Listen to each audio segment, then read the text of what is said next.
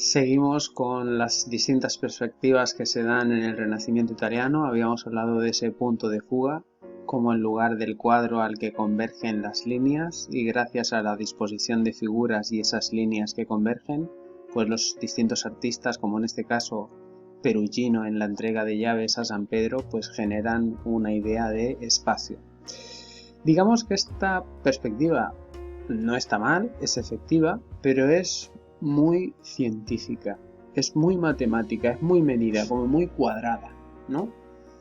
Hay otra que es como que está más relacionado con los artistas, ¿vale? Porque es más vaporosa, más natural, por decirlo de alguna manera, ¿vale? Y es la perspectiva aérea. Bien, la perspectiva aérea, a ver si esta se marcha, creo que tengo aquí, aquí está. Esto es la Virgen de las Rocas del gran artista, de uno de los grandes artistas del Renacimiento, que es Leonardo da Vinci, ¿vale?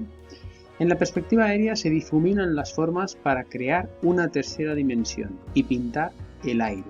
Es decir, el artista, a través de hacer fondos brumosos, a través de los claroscuros, es decir, el juego de la luz y el juego de la sombra, y a través de crear contornos difuminados, contornos en los que se difumina el color y la forma, lo que genera es una sensación de aire y una sensación de dimensión, como si en ese espacio hubiera un espacio, ¿vale? Un espacio tridimensional, ¿vale? Esto es probablemente uno de los mayores genios de la perspectiva aérea del Renacimiento, en este caso del Cinquecento italiano, sea Leonardo da Vinci. Y lo es porque Leonardo da Vinci aplicaba una técnica que se llamaba el esfumato. El esfumato es una técnica por la cual él lo que hace es difuminar el color. Y ese difuminar del color lo que hace es una ilusión óptica en la persona que lo está viendo, que genera pues un espacio, ¿vale? ¿Cuál es uno de los cuadros en los que esa técnica del esfumato se percibe perfectamente en Leonardo da Vinci? Pues como seguramente estaréis pensando, si recordáis un poco, la Gioconda. Recuerdo que hace un tiempo leí un libro de un historiador del arte que se llama Gombrich, que decía que este cuadro, el de la Gioconda, tenía como una cosa negativa, como un peso negativo que le lastraba, que es que ha sido visto tantas veces, se ha reproducido tantas veces en pósters, en libretas, en pegatinas, bueno, todo el mundo sabe, digamos que es un icono que ha sobrepasado un poco a lo que es el propio arte y se ha convertido casi en un objeto de consumo, la Gioconda. Pero recuerdo que este autor, Gombrich, decía que imaginad que olvidáis todo lo que sabéis hasta ahora de este cuadro y que es la primera vez que lo veis.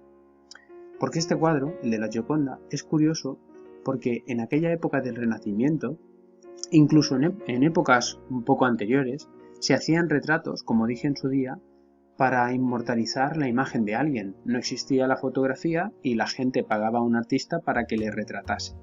Por lo tanto, digamos que el retrato tenía la función de hacer que alguien permaneciese vivo, fuese de algún modo inmortal, ¿vale? Entonces Leonardo dio un paso más y quiso intentar que dentro del cuadro se contuviese como algo de vida, como si fuera algo vivo, como si la persona realmente estuviese allí, dentro del cuadro. No sé si me explico. Y esto es lo que Leonardo consiguió con la Gioconda. La Gioconda, gracias al uso de ese claroscuro, al uso del paisaje, al uso de las veladuras en la propia vestimenta de la Gioconda, la profundidad de sus ojos, pues hace, como digo, que dé la sensación de que te esté mirando. Si tú miras a la Gioconda, miras hacia otro lado y luego la vuelves a mirar, te da la sensación de que su rostro como que cambia. A veces si le miras a los ojos te da la sensación de que sonríe, pero si luego vas a la boca, entonces percibes cierta amargura en la sonrisa, no sabes muy bien cómo interpretarla. Supuestamente lo que hizo Leonardo para conseguir estos efectos es que él sabía que la expresividad del rostro sobre todo se hace a través de de estos espacios del ojo, ¿vale? De aquí, de estos espacios del párpado y demás, y también de las comisuras de la boca. Es decir, cuando tú estás alegre o enfadado o cualquier sensación, sobre todo lo transmites con estas partes y estas. Y justamente esas son las partes que la Gioconda más tiene difuminadas. Y por eso genera dificultad para interpretar su expresión, porque es como cambiante, ¿no?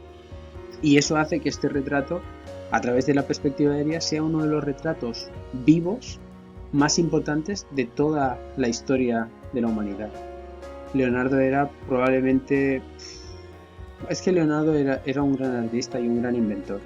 Y era casi, podríamos decir, un personaje un poco friki para la época.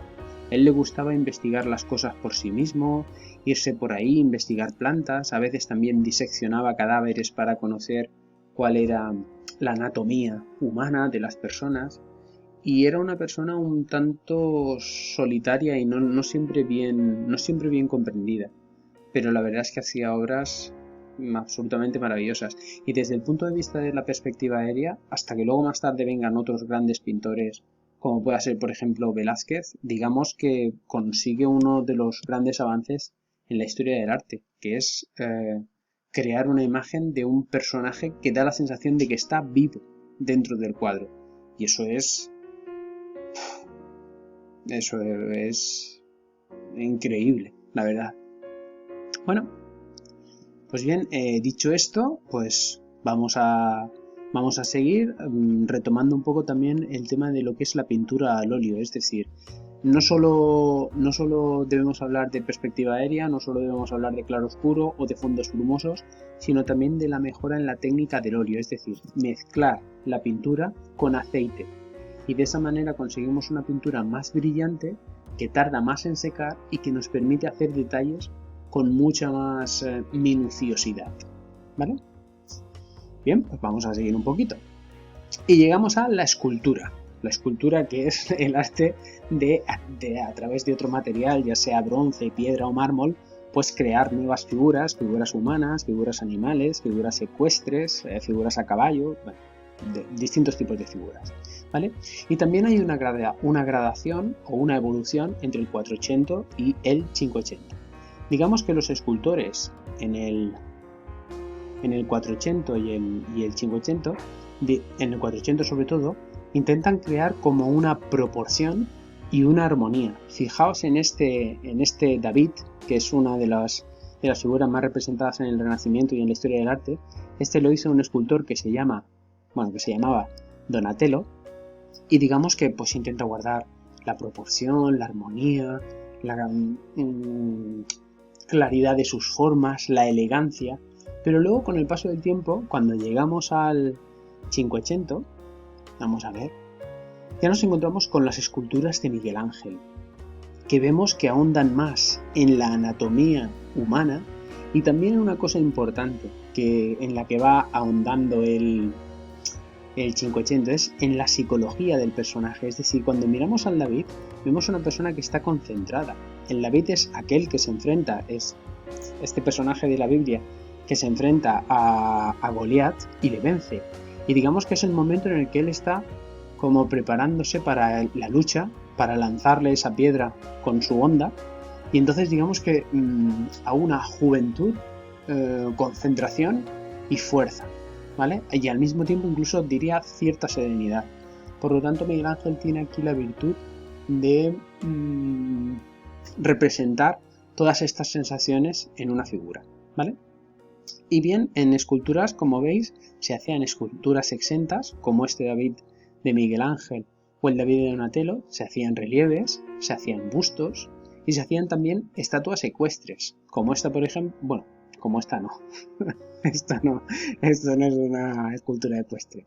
Esto es, de nuevo, una obra de Miguel Ángel, y es La Piedad, y en este caso, en La Piedad de Miguel Ángel, vemos la fuerza y la capacidad que tiene Miguel Ángel para esculpir la tela, y también la fuerza psicológica de los personajes, ¿no? Es esa imagen típica, esa imagen simbólica de esa madre que ha que tiene a su hijo, en este caso Jesucristo, muerto en brazos, y que se ha convertido también en un icono por la fuerza propia de la figura de la escultura del Renacimiento, ¿vale?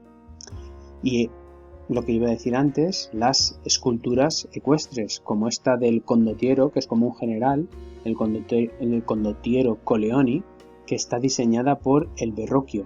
Y no solo vemos cómo se trabaja la anatomía del caballo, sino también la fuerza psicológica del personaje, porque da la sensación que esté paseando delante de las tropas y le esté infundiendo ánimos o les esté pidiendo fuerza para combatir, ¿no? Da la sensación como estos generales que van como incitando a la tropa a que luche hasta el final de sus fuerzas, pues da esa sensación, y eso lo consiguió el escultor Verrocchio. ¿Vale? Por lo tanto, las esculturas intentan conseguir la proporción, el equilibrio, el volumen, el movimiento y la emoción. Digamos que al principio se centran sobre todo en proporción y equilibrio, pero luego cada vez van consiguiendo más volumen, más movimiento, más emoción. Ya no solo es que esté bien hecha, sino es que la veo y me transmite algo, me transmite pues piedad, o me transmite pena, o me transmite fuerza, o me transmite respeto. Esto poco a poco, y eso, hacerlo en arte. Cuando consigues eso es porque eres verdaderamente un artista. Porque esas emociones, cuando se consiguen bien, las consigues y cualquier persona, da igual quien lo vea, que lo vea alguien en el siglo XXI, o que lo vea un joven o una persona mayor, o una persona madura, todos son capaces de entenderlo. Y todos quedan un poco como hechizados por esa obra de arte. Las buenas obras de arte son aquellas que nos hechizan a través de las emociones que transmiten.